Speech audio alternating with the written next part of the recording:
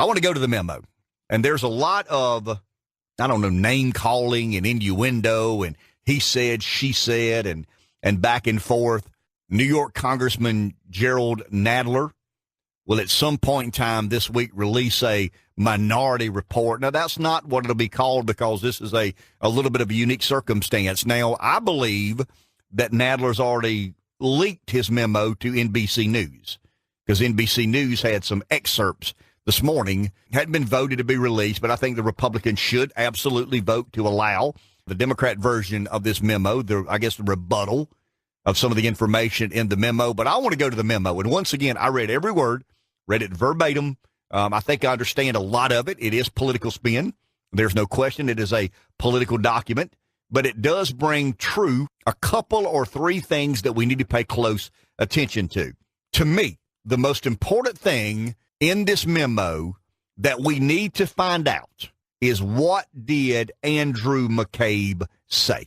Andrew McCabe gave sworn testimony before the House Intelligence Committee, obviously off the record, in confidence, but he was under oath, and he gave sworn testimony that the memo says his language was the opposition research done by Christopher Steele, the dossier, as we like to refer it as, was an essential part. That's his word. That's in the memo. It was an essential part of the application for a warrant to wiretap Carter Page.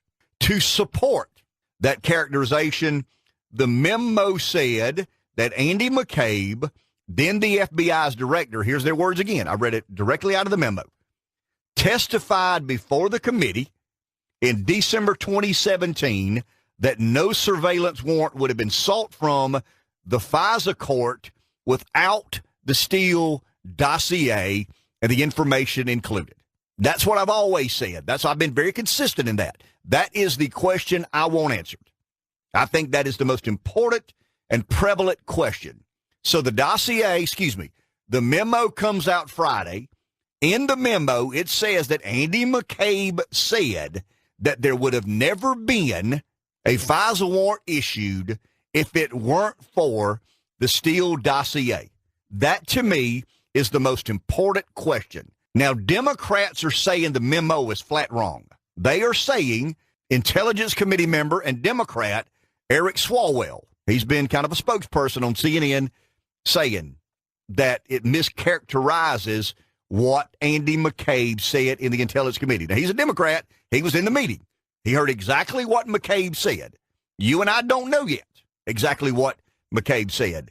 But Eric Swalwell said on CNN he didn't say that flatly.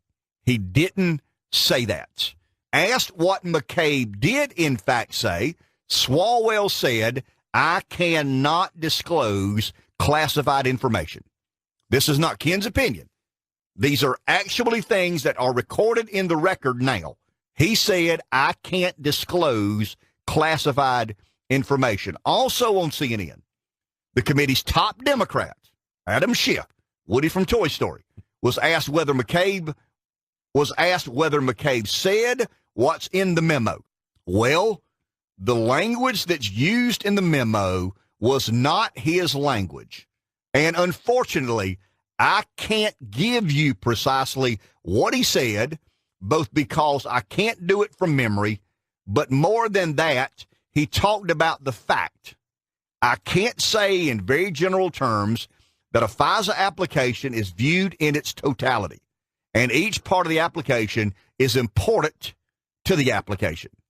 So both of these people, both were high-ranking Democrats in the Intelligence Committee. They are flatly denying that Andy McCabe said what the Republicans are saying Andy McCabe said. Now, in fairness, and I think you got to be careful when you listen to this, neither Schiff nor Swalwell offered any proof that McCabe was misquoted. They're giving their personal spins. They're giving their, I would argue, their Democrat talking points. And Republicans who have read the McCabe transcript and the memo's characterization of McCabe's statement agree it is accurate. They cited another FBI official in the memo who, when asked what the application's chances of being approved would have been without the dossier, they answered less than 50-50 or about 50-50, and that is an absolute unacceptably low odd when it comes to securing and applying for a surveillance warrant. You got to understand these FISA warrants came out of Homeland Security. I mean, they were basically to wiretap people who we thought may have connections to terrorism. After 9/11. After 9/11. I mean, in essence, they gave the government the authority to wiretap individuals who we were concerned whether or not they were dealing with somebody who was trying to cause harm and inflict damage to the United States of America. That's why we came up with the FISA courts. In typical big government fashion, they start out one thing, they end up as something totally different than that. Here's something interesting. And once again, this is not hearsay. This is not innuendo. This is not some radio show guy in the hyperbole. Fox News' Brett Baer had Devin Nunes, and he stuck by the memo. Here's Nunes' exact quote. It's a summation of a long interview, and that is definitely what he said. Not to mention, we have other witnesses who said very similar things. Here's all we got to do. Let the Democrats release their counterpoint. Let the Democrats this week release their minority report. Once again, it's not an official minority report. By all practical purpose, that's exactly what it is. Let them release the minority report, and then let's release the transcript to Andy McCabe's interview. There is a written transcript somewhere available. Let's find out. That is the most important question that we're dealing with today, because Andy McCabe was a high-ranking FBI official. Andy McCabe, if Andy McCabe said that the only reason we were able to secure the FISA warrant is because of the dossier, or the dossier was the main contributor in us securing the FISA warrant, the Democrats have big trouble. The Obama administration has big trouble. That's disingenuous. That's misleading at best and just absolute being dishonest on its face. That's the most important question I think we need answered in the next couple of weeks, and I believe the only way you get there is to release the transcript of the McCabe interview.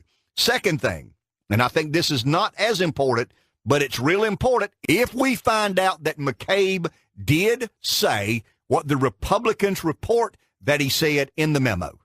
The second thing, did the FBI tell the court, did they tell the FISA court about Hillary Clinton's involvement in this Steele dossier?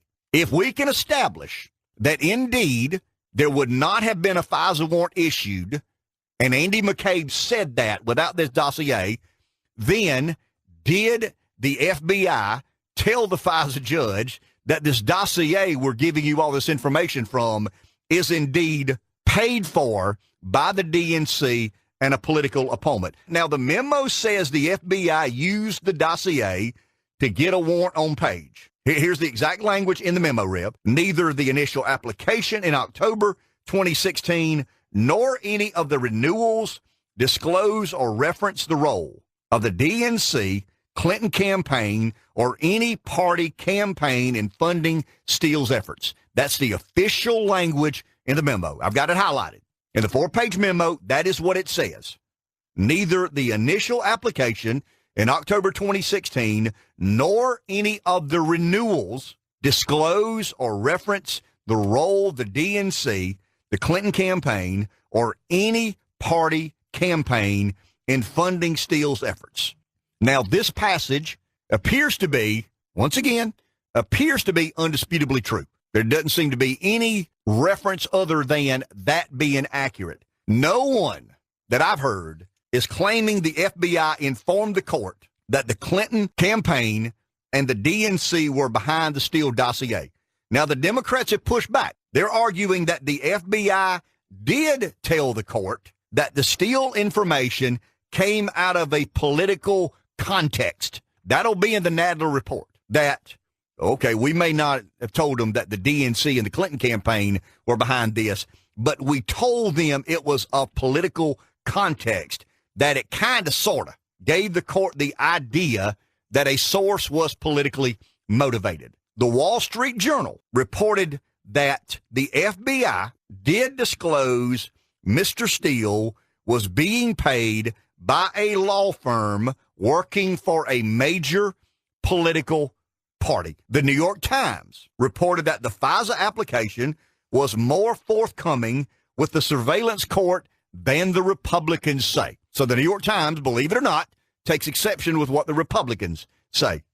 The FBI told the court that the information it received from Mr. Steele was politically motivated, though the agency did not say it was financed by the Democrats. And lastly, the Washington Post reported that the court was aware that some of the information underpinning the warrant request was paid for by a political entity, although the application did not specifically name the DNC and the Hillary Clinton presidential campaign.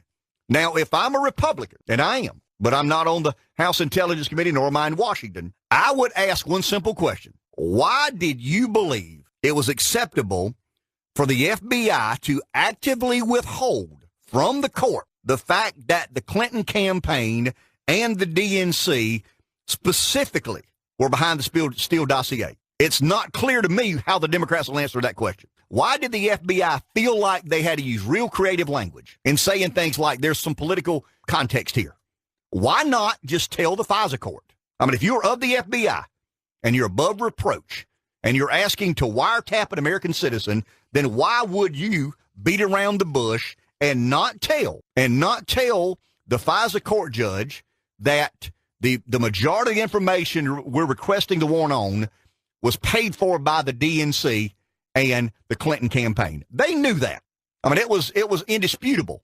They knew that the reason they were requesting the FISA warrant was because they had some information and they knew it was paid for by the DNC and the Clinton campaign. It's mind-boggling to me. It's mind-boggling to me how a group of political bureaucrats in the FBI, not rank and file, let's make clear, not the average everyday FBI agent, the people involved in the politics of the FBI. It's mind-boggling to me that they felt it appropriate that they go request a FISA warrant to surveil an American citizen that we couldn't even do before we had 9/11 and Homeland Security.